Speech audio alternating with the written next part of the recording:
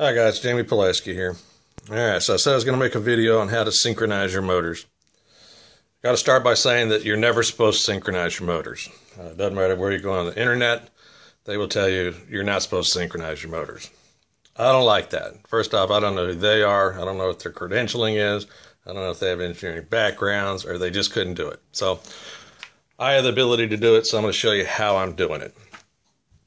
So conventionally, if you try to do this, you're going to crash. Let's start there. So that's where they come from when they say that. So what I've done is I've made sure that my motors are absolutely broken in. The way that I know that they're broken in is the high and the low needle settings remain the same every time I start my motors now. So with the temperature the same, and conditions the same as they pretty much always are here in Florida, my motors have remained the same without having to have any adjustments. The other thing I did is I switched over to that new fuel that they have with Cool Power. It's called multi-viscosity fuel.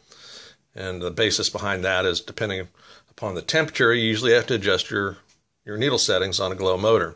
This is an attempt by Cool Power to try to eliminate that, so any temperature you shouldn't have to readjust your needles. We'll see how that pans out. But I thought I'd give it a whirl, so I've always used Cool Power. I like Cool Power 15%. It's pretty much what I use in everything, so I'm gonna give it a try. Okay, so I broke my motors in halfway on a test stand, and then I put them in the plane. The reason I put them in the plane to finish it is I want the airframe to be stressed, and I want it to fail. I want it to fail on the ground, not in the air. So I would say out of the 15 or 20 failures I had, at least 4 or 5 of them would have crashed my plane, especially the wires backing out on my flaps. One flap was locked closed, and then when I tried to shut it, the other one locked open. So that would have been a spin that I would have never gotten out of. So I'm glad I did it that way. So motors are on the plane now, and what I keep a log of everything that happens every time I go out and start something up. So engine 1, 2, 3, and 4, and then underneath I've got the airframe. What I keep track of is what I'm noticing with each motor. On my first couple of runs, I noticed that my number 2 was my weakest motor. Pretty much straight out of the box, it showed the one to be the weakest. Runs nicely, but it just doesn't do what the other 3 motors do. And that's typical. You can't have 4 motors that run identically. And to tell you the truth, if somebody didn't have an RPM meter and a temperature gauge, they would never know that was true. They'd have trouble figuring out that was the low motor. Number 1 has always been an issue. It's got a vibration. Now it has a thumping. Thumping's not good. Thumping is where all the motors are coming together with the vibration and causing the largest resonance vibration. And on my ASM plane, B17, I had the same issue where it was thumping just behind engine number 2. And it finally blew out the paneling on it. So I had to repair it, and I've had to repair it again since. I've tried every way I can to get rid of the vibration. It will not go away. So I just keep on having to replace that area as the plane destroys it. So over here you'll notice I've got these little round circles. Those are my high needle valve settings. So on the plane, looking horizontally, that's where it was set at. So I've got a little arm on it, and it is set to each one. So when I start the day off, I go over and I change it. I don't want it to be in the same place. I change it. I richen everything up, any arbitrary number. I start the motor, tune it, and then I keep track of where this is going. So what you'll notice is as the motor gets broke in, your needle will go in clockwise and lean out. As soon as you get to a point where every time you start it, it stays at the same place, you're broke in and you're ready to go. So it starts getting a little bit more complex as I get closer to being broke in. I start watching things a little closer. So once again, I've got engine 1, 2, 3, and 4. Originally, I don't try to set my low-end needle valve. I keep it very rich so that when I get the engine hot, I can cool it back down when I come down to idle because I've got an excessive amount of glow fuel going into the motor to cool it down. I don't have trouble with the glow plug staying lit. Never have. I've looked at glow drivers one time and I took them back off. You tune your motor correctly, it just doesn't happen. If you break it in correctly, you have a good plug in it, it's something I don't see, so I don't see a benefit in having glow drivers on. So here I've got the low needle set, and so I've got the numbers on it now. Okay, and I got my engine's at about 2,400 RPMs.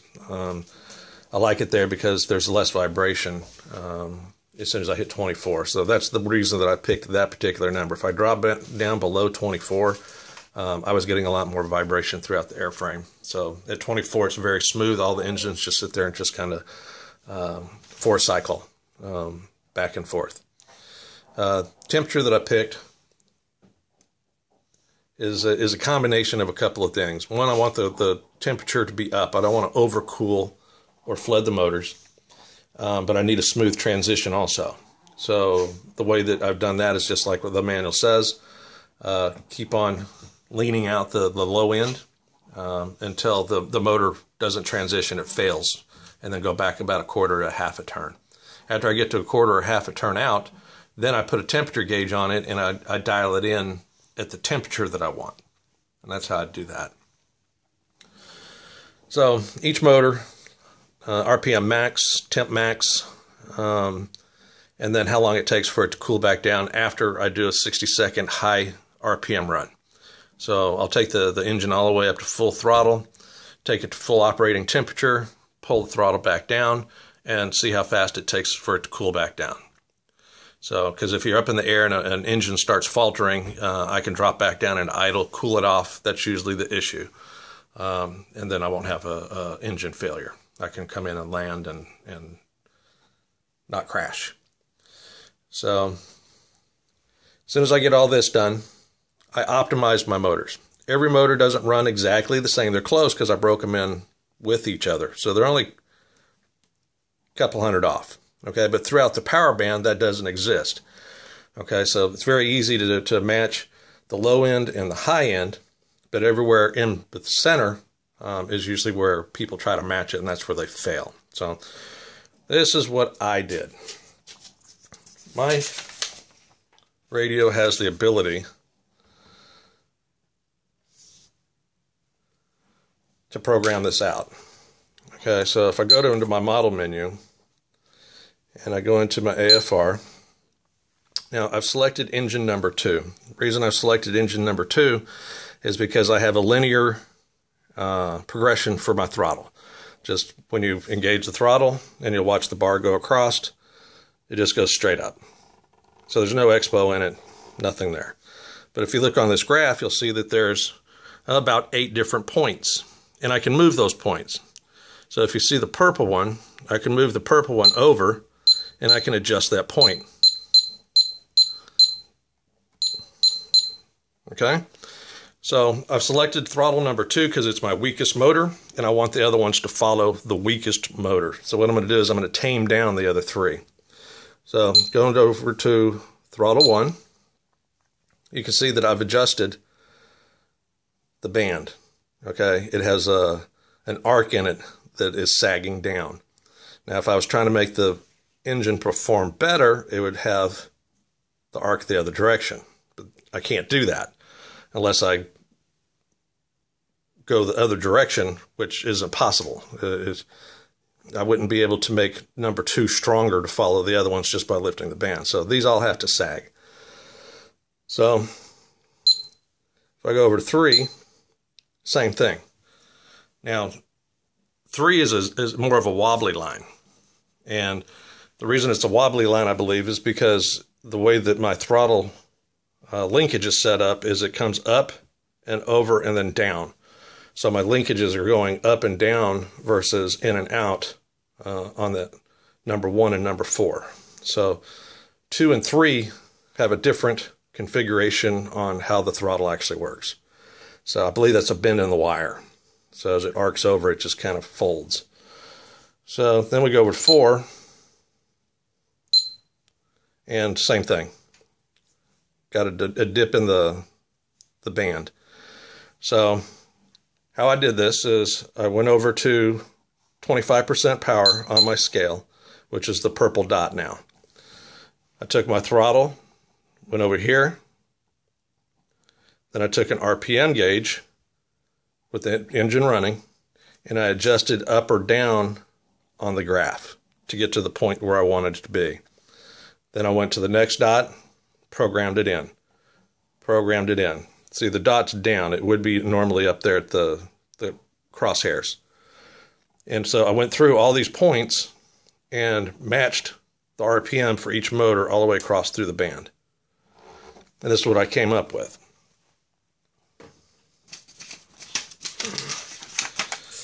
Now these are numbers that I just picked, so it's not a progression. There's a reason why I picked these numbers of what I want. So at quarter throttle, I selected about 5,000 RPMs, specifically for landing. So on my simulator, it showed that I needed about 5,000 RPMs to 6,000 RPMs to land. So 33% power, full flaps, it's a good number, so I threw that number in. I want to cruise at about half throttle. And once again, I'm going to my simulator that I made, which may be completely wrong, but it's a good place to start. And I programmed in about 6,700 RPMs. This is also a place where my resonance vibration's gone. So when I look at the motors and I look at the motor hubs, it's the minimal amount of vibration that I can perform with a set RPM. So I chose that one. 9,000 RPMs, also a place that had minimal vibration, and for above normal cruising speed, I selected that. Then I have my max RPMs, which is pretty much a given. Each one of the motors can run about 10,200, so I've added in about 400 of being rich, because as soon as the resistances broke off of these and the plane is in the air, I'm going to need a rich plane on the ground to be a lean plane in the air. That's why that's at that. So these are the actual numbers that I tacked in. So I've got a harmonic going through the entire band. Shouldn't have to change it much. At the beginning of every initial startup, I always throw a temperature gauge and a RPM gauge on every motor to see where they're at, to make sure that there hasn't been any changes, anything like that. The other thing I'll do is I'll actually take these bars off, and I'll cut a screwdriver slot in the top of the head so that these can't change. Because one of the things that happens when you're cleaning the plane is you take a rag across it and it goes zzz, next thing you know, you're in the wrong place. Okay, so the other thing I did since last time is I added telemetry. So if I go to my second page of my linkages and I go into telemetry, I now have 32 slots of telemetry. It'll tell me anything I want. It'll tell me the RPM of each motor. It'll tell me the battery, whether it be a receiver battery or a LiPo battery for electric. It'll tell me the operating temperature of each motor. It'll tell me the ambient temperature, tell me ground speed, distance to the model, altitude, and then I've got another page where as I add things in, they show up here. So I'm going to move everything around so that all my temperature gauge per motor is running next to my RPM, so I can follow the whole thing. The other thing is it has, here's all my slots. So I've got 32 slots. These aren't even activated yet, that I could add any type of telemetry I want. So when I go to my main screen and I hit my second home, I can pull up the things I specifically want to look at. I can put alarms on them for highs and lows. So if my receiver battery drops below 6.2 volts, I'll get a warning. Alarm will go off, and this young lady who has an Asian English accent will tell me what's going on. 0 miles per hour. 0. But when it's an alarm, it'll actually have an alarm going off when she's talking. 0. So I can put on a switch anything I want to hear or anything I want her to tell me. Battery 0 volt. Rotation 0. So RPM. Battery. I put RPMs for motor 1 on there just for an example. You don't want to have her talking the whole time because it'd get annoying, so I put it on switches so I can, Speed 0. if I want to know, Miles per hour. say I'm coming in for approach for landing, I can turn on how fast I'm going, add in my wind speed, and have an approximation of where I'm at. 0. So that's where we're at right now. My maiden should be first week of March. We'll see how that pans out with the weather. All right, guys. Thanks.